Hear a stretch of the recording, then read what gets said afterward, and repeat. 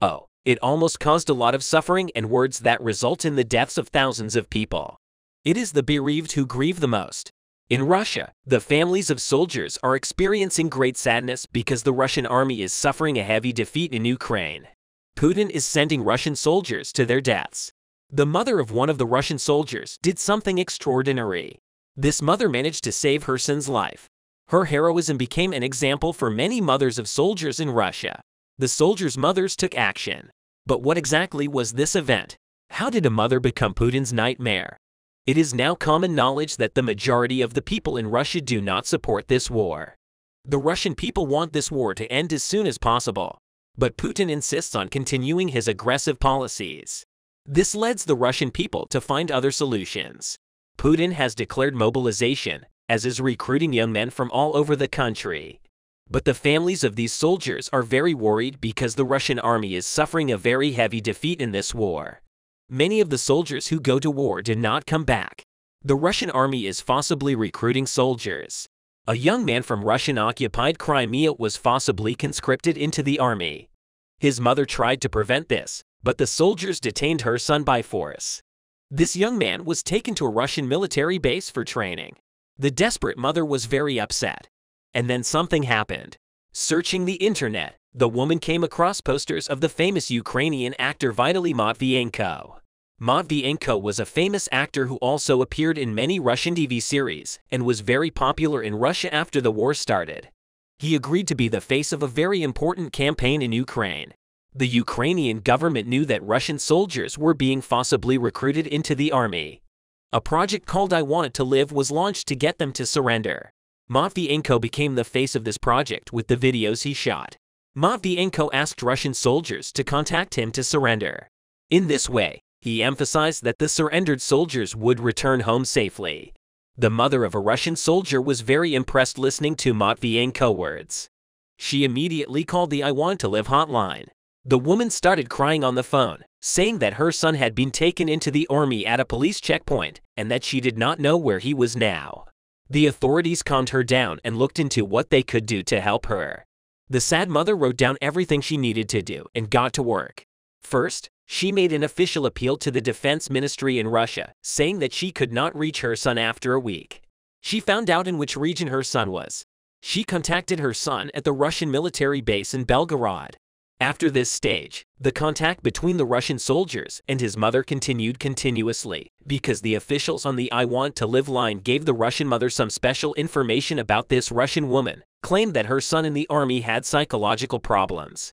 She contracted a doctor and prepared a fake report on this issue. She said she needed to see him every week to continue his treatment. So the Russian Defense Ministry allowed the soldier to talk to his mother on the phone. Now, they spoke once a week. After a while, the Russian soldier learned that he would be sent to a war zone in Ukraine. This was actually a very important moment for his salvation. His mother informed him about it. On the day he was supposed to meet his mother, a young soldier who had been deployed to a war zone went to the kill zone to use the public phone at a military base. But he did not call his mother because his mother had given him another number. This number was the number of the I Want to Live hotline. When the Russian soldier called this line, he spoke to his mother as if he were chatting with her. The soldier gave information about the area he was in and learned what he had to do to surrender. We are not sharing this information in this article because it is top secret, because this confidential information is very important for this war to end as soon as possible. The Russian soldier surrendered the next day following the instructions he received on the phone. The soldier who safely surrendered to the Ukrainian army was overjoyed. First of all, he met his mother and shared his joy. The Russian mother who met her son was crying with joy. The Russian soldier was given a hot meal and a clean bed. The Russian soldier rested for a few days, and one day he found out that he had a special guest. The famous actor, Matvienko, the face of I Want to Live project, visited the soldier and thanked him for surrendering. Matvienko was a guest on a radio program in Ukraine and shared a special story with the Ukrainian people. He continued to call for more Russian soldiers to surrender. He also shared the latest information about the project with the public. Matvienko said the hotline was also receiving calls from ordinary Russians who had recently been called up to fight, and from senior commanders who did not see their future in Russia. He also said that senior military personnel are being prioritized for surrender because the surrender of these soldiers affects other soldiers in the Russian army. Also, senior military personnel can have a lot of intelligence information. The surrendered Russian soldiers shared a lot of private information about the situation of the Russian army. This information is crucial for the Ukrainian army to organize more successful operations. This is how the Ukrainian army learns critical information about the Russian army. How many Russian soldiers are in which region, and the Russian army is attacked. Plans are revealed. The I Wanted to Leave hotline received around 300 calls every day. Exactly how many Russian soldiers have surrendered through this hotline is not disclosed for security reasons because these soldiers are planned to be accepted as prisoners of war in order to ensure the safety of the surrendered soldiers. It is kept secret how many Russian soldiers have surrendered. The Ukrainian government is preparing a new study on this issue. As a result of the growing success of the Ukrainian army in the war, the number of people who want to flee Russia has increased. Many high-ranking Russian bureaucrats want the de facto other countries. The Ukrainian army is preparing a new project to ensure the defection of high-ranking officials. This project will allow top Russian officials to leave the country. This could result in the Russian government losing a lot of power. The Ukrainian army is achieving great success on the battlefield, but this kind of activity of the Ukrainian government is also very important for changing the course of the war. The Ukrainian President Zelensky is changing the course of the war by developing very clever projects. Zelensky is increasing the solidarity of the Ukrainian people. He is also trying to cooperate with the opponents of the war in Russia. He is helping all those who want to surrender so that this war will end faster. Zelensky is disrupting all Putin's plans by making extraordinary moves. What do you think about the surrender of Russian soldiers? Do you think these events will lead to the surrender of more Russian soldiers? What do you think about Zelensky's unusual methods? Great shock to Russian President Vladimir Putin. The Ukrainian army crossed the Dnipro River and caught all Russian defense lines off guard. Ukraine moved one step closer to Crimea as the Russians desperately retreated. So how was the success achieved? Let's dive with the Ukrainians into the cold waters of the Dnipro River in the most critical part of the south. The news from the region indicates that the Russian side is waiting for difficult days. Ukraine continues to move forward step by step to retake the Russian territories, including Crimea in 2014. Earlier, the world-famous British newspaper had stated that if the Ukrainian forces crossed the river, it would be a great humiliation for Putin. Now, what Putin feared is happening to him. Caught the most famous soldier of the Russian Federation confirmed the retreat of the Russians. The armed forces of Ukraine crossed the Dnieper. Russian military propagandist reported that the armed forces of Ukraine carried out an anomalous activity to create a bridgehead on the left bank of the Dnieper in the Kherson region. Russian military correspondents continued to raise the alarm in connection with the landing on the left bank of the Dnieper. On the left bank of the Dnieper near the Antonovsky Bridge, Alexander Kotz, one of the most famous military propagandists of the Russian Federation, confirmed that the armed forces of Ukraine is rapidly developing an operation to force the Russian lines on the banks of the Dnipro River. As you may recall, Yevgeny Prigozhin, the leader of the Russian mercenary group Wagner, said that Moscow misled the Russians about the course of the war in Ukraine, stating that the Russian Ministry of Defense does not tell the truth and does not disclose the lost lands to Ukraine. Prigozhin is misleading the Russian people. He admitted that large tracts of land had been handed over to the enemy, stating that Ukraine is trying to cross the Dnieper River as a natural border on the front line. Prigozhin said they are completely hidden from everyone. The statement the Trillianusia would wake up one day and realize that Crimea was also lost to Ukraine was on the agenda like a bomb. In the past weeks, the Kiev administration launched a counteroffensive operation against the regions in the east and south of the country. Russian President Vladimir Putin has said many times since the beginning of the operation that the counterattack has failed after Prigozhin's criticism of the Russian Ministry of Defense. Another statement about the counterattack came from Ukrainian leader Volodymyr Zelensky.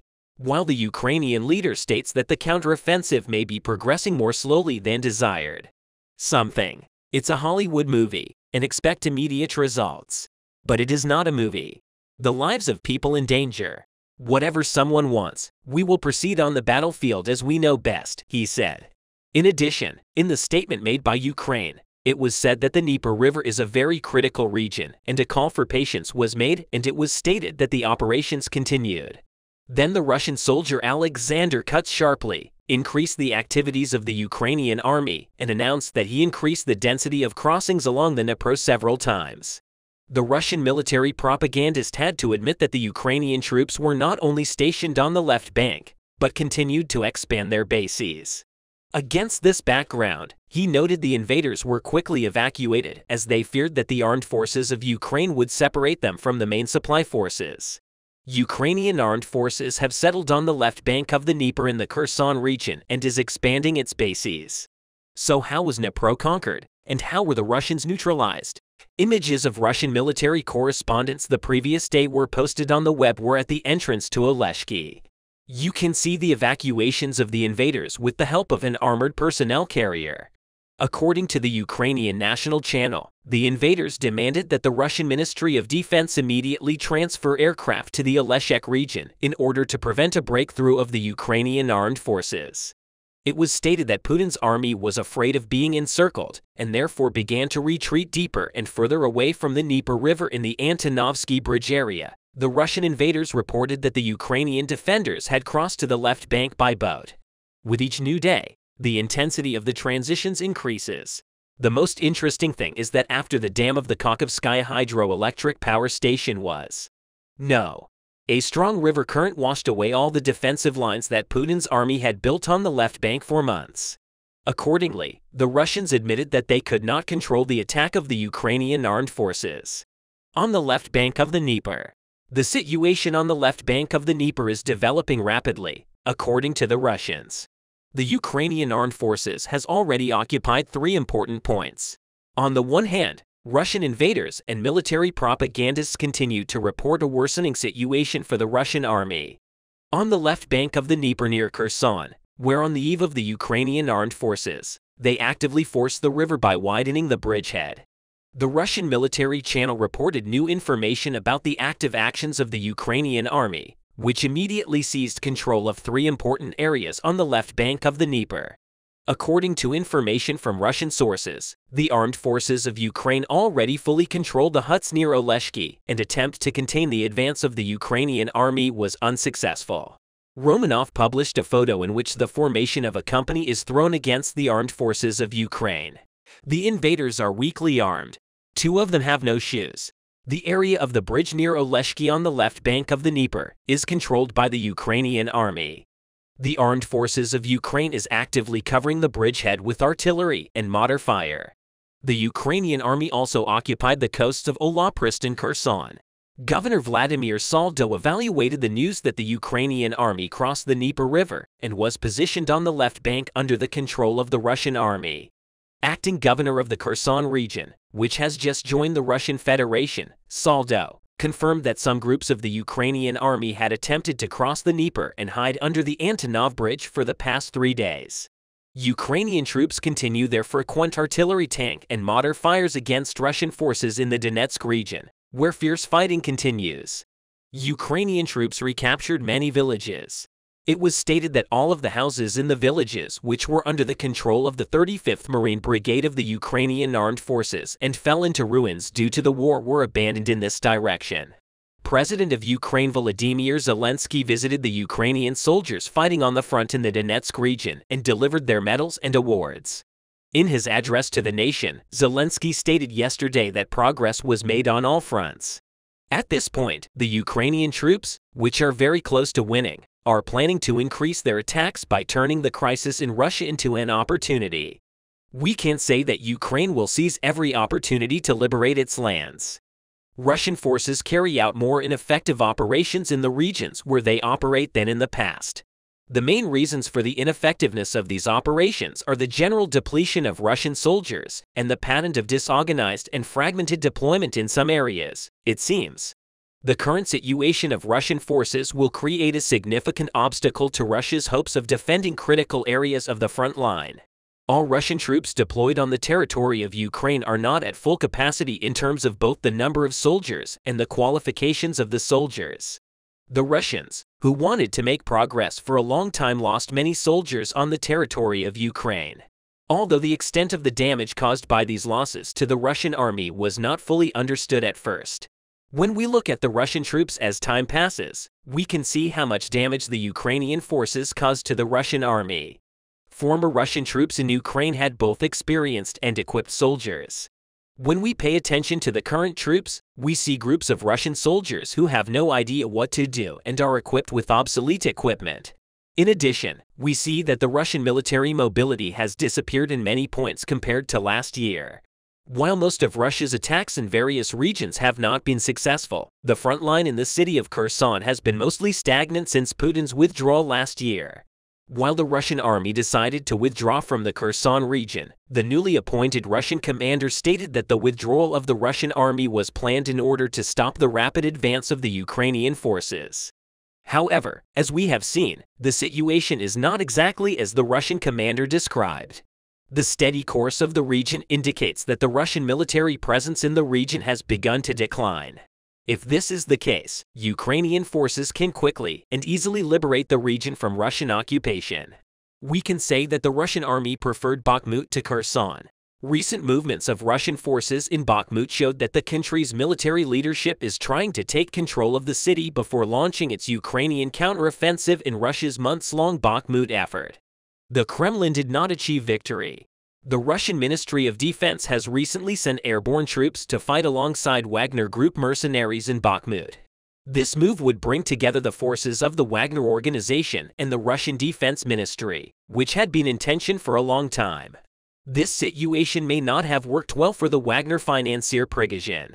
For a long time, Yevgeny Prigozhin's troops could not win in the Bakhmut region. Prigozhin has always blamed the Russian Defense Ministry for this situation.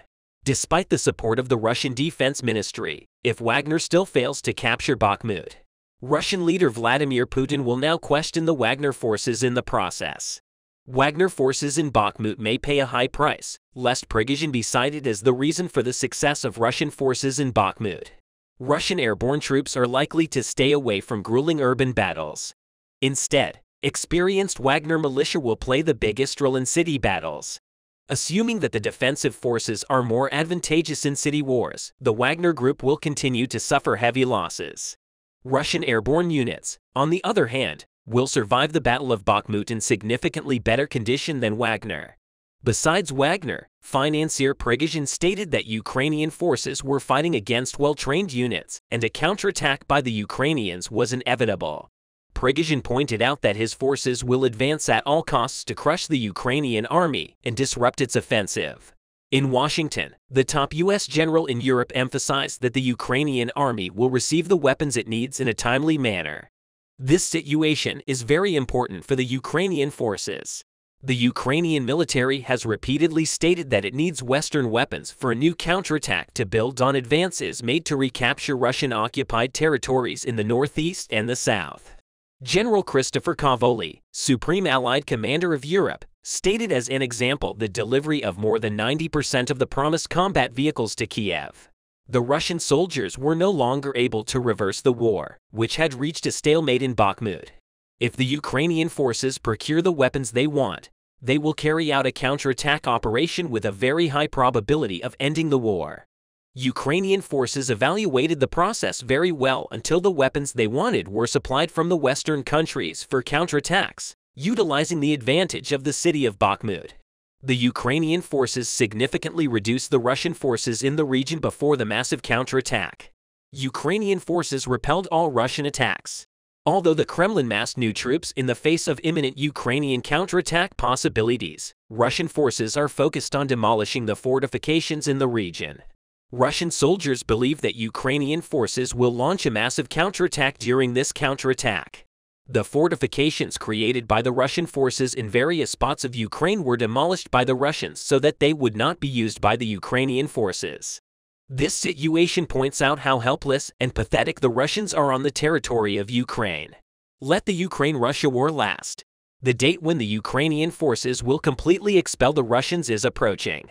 Both the Russian authorities and the Ukrainian authorities are aware of this situation, but the Russians cannot find a way to reverse the situation. The inevitable end of the Russians on Ukrainian soil is getting closer every day. It is estimated that Russian forces will not withdraw in this process, as the lives of Russian soldiers on Ukrainian soil are not very important to the Kremlin government. Russian leader Vladimir Putin will feed the Ukrainians by keeping his tired and exhausted army in the front lines.